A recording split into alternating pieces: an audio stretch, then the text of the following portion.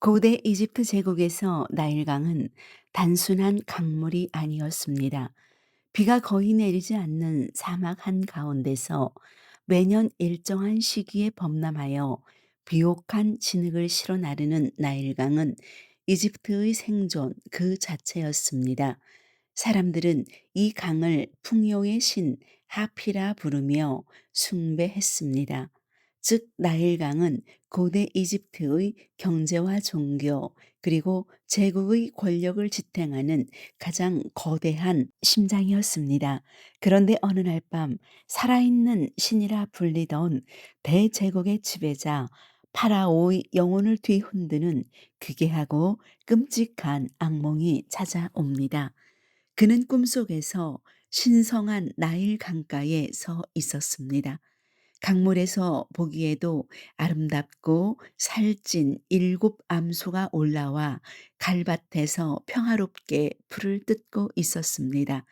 이집트의 완벽한 번영을 상징하는 모습이었습니다. 그런데 그 평화는 오래가지 않았습니다. 뒤이어 나일강의 어두운 진흙 속에서 뼈만 앙상하게 남은 흉측하고 파리한 일곱 암소가 기어 올라왔습니다. 그 악귀 같은 소들은 미친 듯이 달려들어 앞서 나온 살찐 일곱 암소를 산채로 잔인하게 집어삼켜 버렸습니다.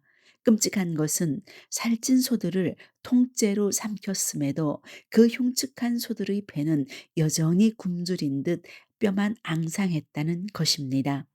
파라오는 극심한 공포 속에 비명을 지르며 깨어났습니다.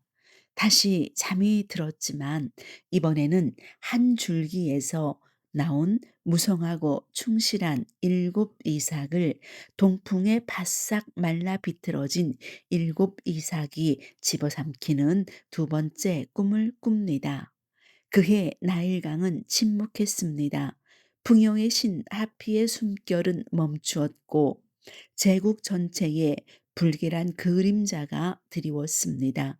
날이 밝자 파라오의 마음은 번민으로 터질 듯 했습니다. 그는 즉시 제국 내의 모든 마법사와 점성술사 그리고 현자들을 왕궁으로 불러 모았습니다. 당대 최고의 엘리트 지혜자들이 파라오의 어전에 엎드렸습니다. 하지만 그 누구도 왕의 마음을 시원하게 해독하지 못했습니다. 유대전 승인 미드라시에 따르면 그들은 파라오의 분노를 피하기 위해서 온갖 자기적이고 개인적인 해몽을 늘어놓았습니다. 현자들이 말합니다. 위대한 왕이여 일곱 딸을 낳으실 것이나 그 딸들이 모두 일찍 죽을 것이라는 징조이옵니다. 또 다른 현자들 아니옵니다. 위대한 파라오께서 일곱 왕국을 정복하시겠지만 훗날 그 일곱 왕국이 모두 반란을 일으킬 것이라는 계시이옵니다. 파라오의 분노는 극에 달했습니다. 그것은 성경의 하나님을 모르는 인간들이 만들어낸 얄팍한 상상력에 불과했습니다. 파라오의 영혼은 본능적으로 직감하고 있었습니다. 이 압도적인 꿈은 한 개인의 가정사나 흔한 전쟁 예언이 아니었습니다. 이것은 세상의 생존이 걸린 신이 보내는 무겁고도 거대한 경고였습니다. 이집트의 모든 지혜가 바닥을 드러내고 파라오의 인내심이 끊어지려던 바로 그 절망의 순간이었습니다. 파라오의 곁에 서 있던 술 맡은 관원장의 내리에 2년 전 감옥에서의 기억이 번개처럼 스쳐 지나갑니다.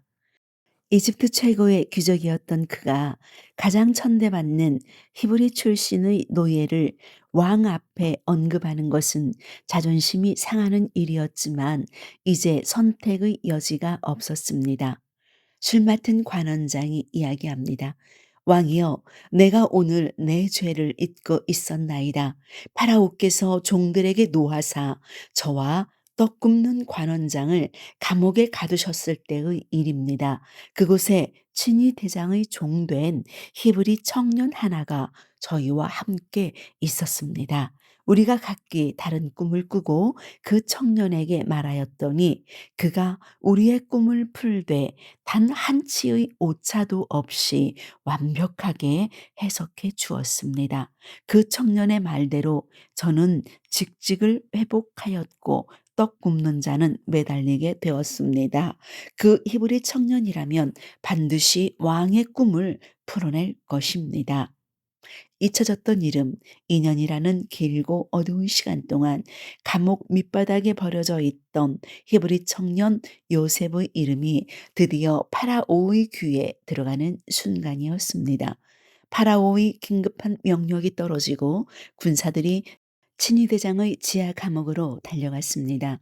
무거운 세문이 열리고 눈이 멀 것 같은 강렬한 빛이 쏟아져 들어왔습니다. 하인들은 어둠 속에 웅크리고 있던 요셉을 급히 밖으로 끌어냈습니다.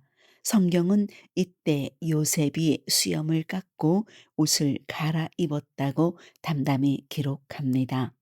하지만 이는 엄청난 의미를 지닙니다. 이집트인들은 수염을 불길하게 여겼고 오직 매끄러운 얼굴만을 고귀하게 생각했습니다. 반면 히브리인들에게 수염은 사내의 자존심이었습니다. 수염을 깎는다는 것은 과거의 모든 수치와 고난을 베어내고 이제 이집트의 가장 높은 곳을 향해 나아간다는 완전한 결별의 의식이었습니다. 어린 시절 아버지의 편애를 상징하던 채색 옷을 형들에게 빼앗겼던 요셉, 보디발의 집에서 인정받으며 입었던 관례자의 겉옷마저 억울한 누명 속에 벗겨져야만 했던 요셉. 이제 그는 세상을 구원할 세 번째 옷을 입고 세상에서 가장 거대한 권력자 파라오의 알현실로 들어갑니다.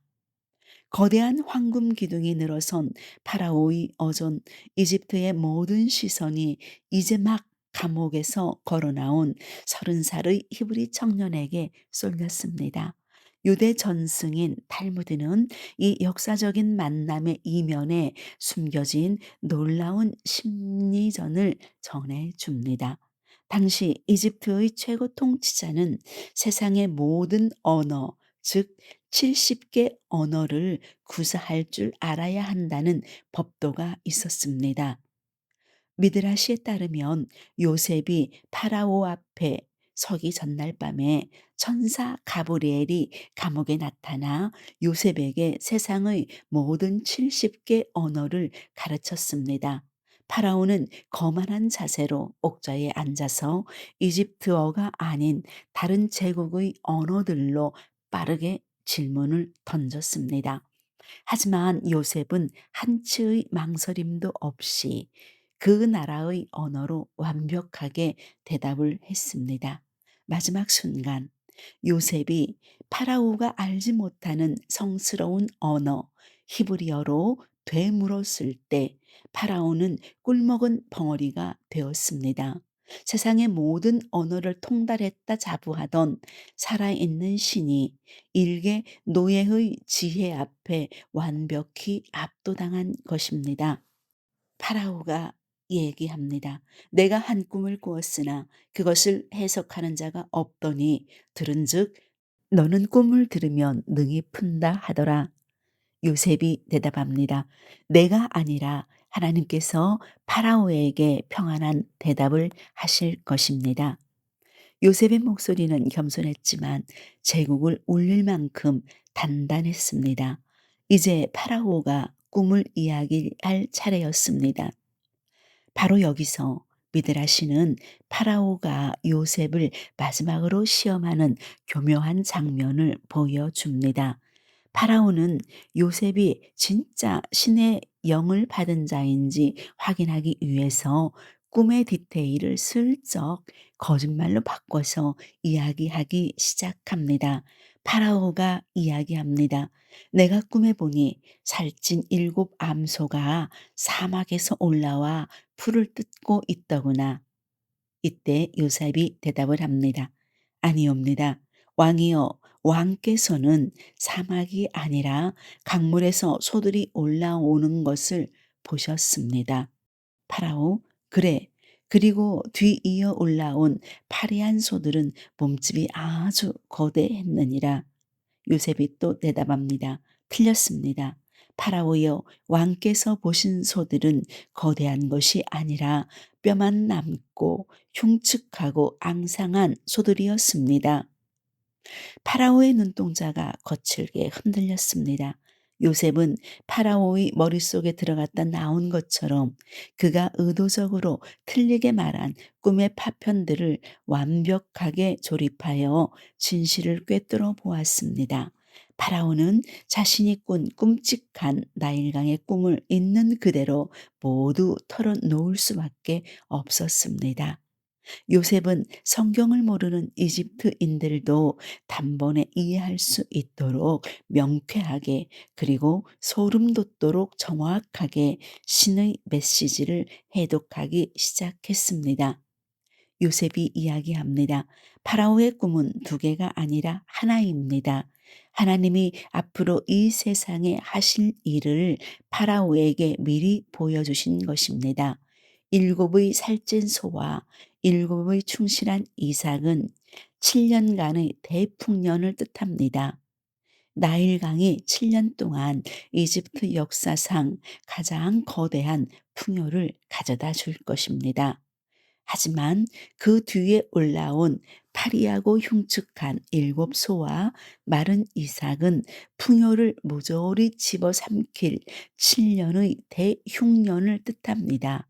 앞으로 다가올 7년의 기근은 너무도 혹독하여 이전의 모든 풍요를 다 잊어버리게 할 만큼 이 땅을 멸망시킬 것입니다.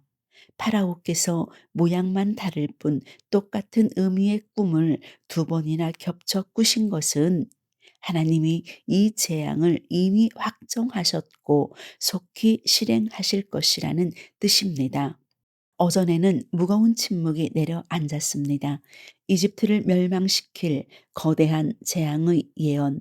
하지만 요셉은 단순히 미래를 맞추는 점쟁이가 아니었습니다. 그는 절망에 빠진 제국을 살려낼 완벽한 국가 경제 마스터 플랜을 그 자리에서 브리핑하기 시작을 합니다. 요셉이 이야기합니다. 파라오께서는 이제 지혜로운 사람을 찾아서 이집트 땅을 다스리게 하소서.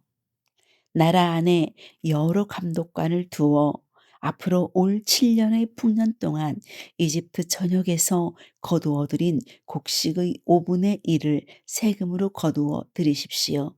그 막대한 곡식을 파라오의 권위 아래 각 성읍의 창고에 단단히 비축하게 하소서. 그렇게 하시면 훗날 닥쳐올 7년의 끔찍한 기근으로부터 이 나라와 백성들이 굶어 죽는 것을 막을 수 있을 것입니다. 고대 사회에서는 상상조차 하기 힘든 혁명적인 경제 정책이었습니다. 위기를 기회로 바꾸고 제국을 구원할 경제총리 요셉의 화려한 등장이었습니다. 파라오와 모든 신하들은 이 30살 청년의 지혜 앞에 파라오가 이야기합니다. 이와 같이 하나님의 영에 깊이 감동된 사람을 우리가 어찌 찾을 수 있겠느냐. 하나님이 이 모든 비밀을 내게 보이셨으니 너와 같이 명철하고 지혜 있는 자가 없도다. 너는 내 집을 다스리라. 내 백성이 다 내 명령에 복종할 것이니 내가 너보다 높은 것은 오직 이 옥좌뿐이니라. 내가 너를 이집트 온 땅의 총리로 세우노라. 파라오는 자리에서 일어나 자신의 절대 권력을 상징하는 인장 반지를 빼어 요셉의 손가락에 끼워 주었습니다. 최고급 세마포 옷을 가져와 요셉에게 입히고 영광을 상징하는 금사슬을 그의 목에 걸어 주었습니다. 은 20세겔에 팔려와 죽음의 고비를 넘기던 히브리 노예가 대제국 이집트의 실질적인 1인자 자리에 오르는 순간이었습니다. 파라오는 요셉에게 이집트식 이름을 하사했습니다. 내 이름은 사브낫 바네아라 하리라. 사브낫 바네아는 그 이름의 뜻은 비밀을 푸는 자, 혹은 신이 말씀하시니 그가 산다는 의미입니다. 파라오는 제사장의 딸 아스낫을 요셉의 아내로 주어 그의 귀족 신분을 완성시켜 주었습니다.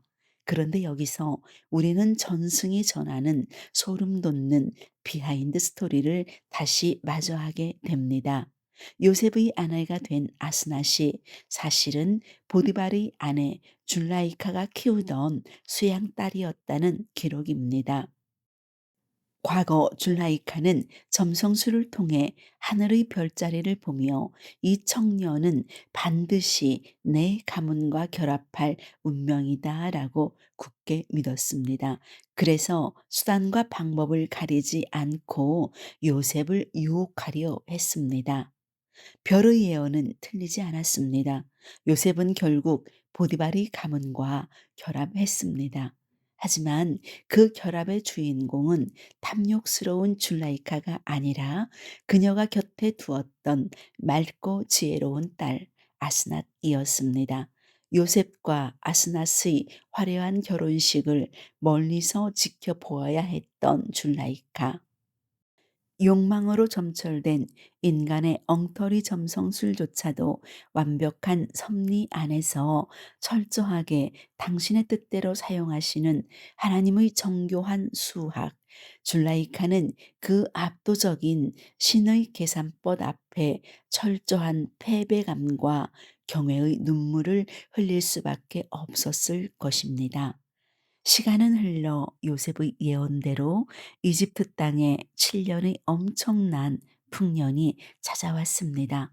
요셉은 이집트 전역을 직접 순찰하여 바다의 모래처럼 셀 수 없이 많은 곡식을 각 성읍의 창고에 쌓아두었습니다. 그리고 마침내 7년의 풍요가 끝나고 세상을 집어삼킬 끔찍한 기근이 시작되었습니다. 흉년은 이집트뿐만 아니라 주변의 모든 나라를 덮쳤습니다. 땅은 갈라지고 사람들은 굶주림에 쓰러져 갔습니다. 살기 위해서, 오직 생존하기 위해서 세상의 모든 백성들이 양식이 있는 이집트로 요셉의 발 아래로 몰려들기 시작했습니다. 그 굶주림, 난민들의 긴 행렬 끝자락에 낯익은 얼굴들이 있었습니다. 흙먼지를 뒤집어 쓴 채 지치고 굶주린 10명의 히브리 사내들, 바로 13년 전 질투에 눈이 멀어 어린 동생 요셉을 구덩이에 던지고 이집트의 노예로 팔아넘겼던 요셉의 형들이었습니다. 그들이 양식을 구하기 위해서 가나안 땅에서 이집트의 국경을 넘어오고 있었습니다. 화려한 이집트 왕궁의 발코니에 서서 저 멀리 동쪽 하늘을 바라보는 총리 요셉. 그의 가슴 속에 묻어두었던 피맺힌 과거가 복수와 용서 사이에서 거세게 소용돌이치기 시작했습니다. 한편 가나안의 메마르고 초라한 천막 안, 뼈마디가 굵고 흙먼지가 묻은 늙은 야곱은 13년이 지난 지금도 죽은 줄만 아는 아들을 부르며 허공을 더듬고 있었습니다. 깊게 패인 주름을 타고 눈물이 끊임없이 흘러내렸습니다. 요셉아, 요셉아, 내 사랑하는 아들 요셉아. 감옥의 죄수에서 대제국의 총리로 요셉의 인생이 뒤바뀐 것은 단 하루였습니다. 세상의 눈에는 우연으로 보였을지 모릅니다. 보디발의 아내 줄라이카조차 점성술을 통해 요셉의 미래를 보았다고 착각했지만 하나님의 계산법은 인간의 얕은 예측을 비웃듯 가장 완벽한 때에 가장 완벽한 방법으로 딸 아스낫을 통해 그 예언을 성취하셨습니다. 파라오의 압박 면접 앞에서도 요셉이 흔들림 없이 당당할 수 있었던 이유는 그가 세상의 지혜가 아닌 신의 언어를 마음에 품고 있었기 때문입니다. 우리의 삶도 이와 같습니다. 끝이 보이지 않는 깊은 감옥 같은 시간 속에 여러분이 계신가요? 억울한 누명 속에 내 겉옷이 찢겨나가는 수치를 겪고 계시고 있나요? 하나님은 지금도 완벽한 타이밍에 저와 여러분에게 입히실 영광의 세 번째 옷을 준비하고 계십니다. 칠흑 같은 나일강의 침묵 속에서도 역사를 주관하시는 하나님의 숨결은 결코 멈추지 않습니다. 그분의 정교한 수학과 완벽한 섭리를 신뢰하며 오늘 우리에게 주어진 시간을 묵묵히 그리고 충성되게 걸어가는 저와 여러분이 되기를 소망합니다. 오늘도 미나설 성경 이야기와 함께 깊은 은혜의 시간을 나누어 주셔서 진심으로 감사합니다. 영상이 남긴 울림이 크셨다면 구독과 좋아요 그리고 따뜻한 댓글로 함께 해주세요. 다음 시간 드디어 시작되는 요셉과 형들의 가슴 먹먹한 재회와 치열한 심리전 이야기로 다시 찾아오겠습니다. 평안한 하루 보내시길 기도합니다. 감사합니다. 샬롬.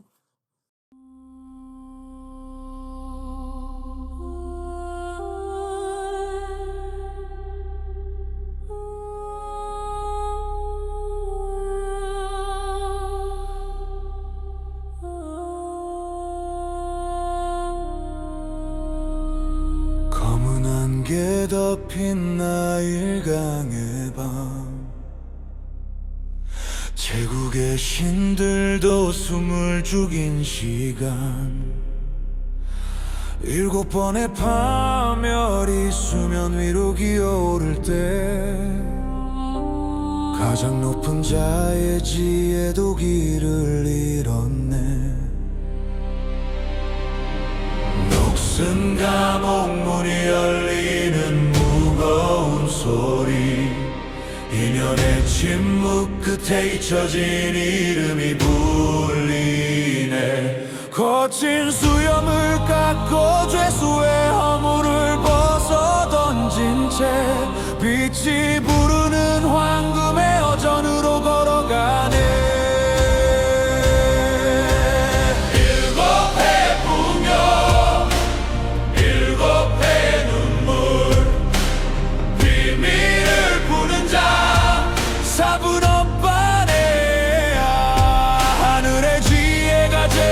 심장을 꿰뚫을 때 살아있는 태양 또 그 앞에 입을 닫네.